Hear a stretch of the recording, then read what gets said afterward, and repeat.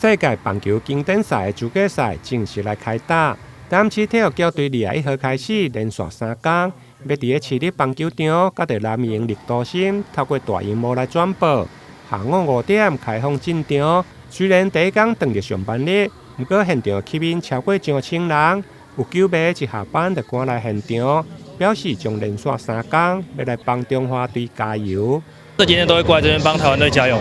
因为台湾最强，所以马上买一条。台湾雄鹰！市府体育局表示，为了凝聚全国球迷的心，迎接台湾队成功取得晋级的门票。市府嘛感谢台南在地餐饮品牌台湾番薯丸，提供市立棒球场3场转播场次，免费地瓜球的兑换更3000分。台南市政府非常期待这是我们的棒球英雄继续为我们国家来争取国际赛的荣誉。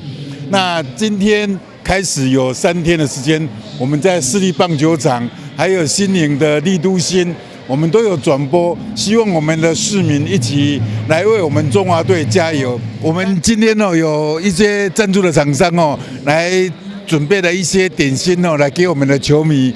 大家来共享、来分享那未来我们也希望我们的这个赛事的转播都有一些厂商来注入，然后让我们很多的观众，然后球迷来为我们加油，他也可以在那边享受我们台南的美食这样。除了免费的地瓜球兑换券，另外主办单位还佫加码，要来提供限量的应援毛巾，送予现场的幸运儿。市府希望球迷踊跃来进场，做伙为中华队前进明年的经典赛来加油。台南新闻林根采访报道。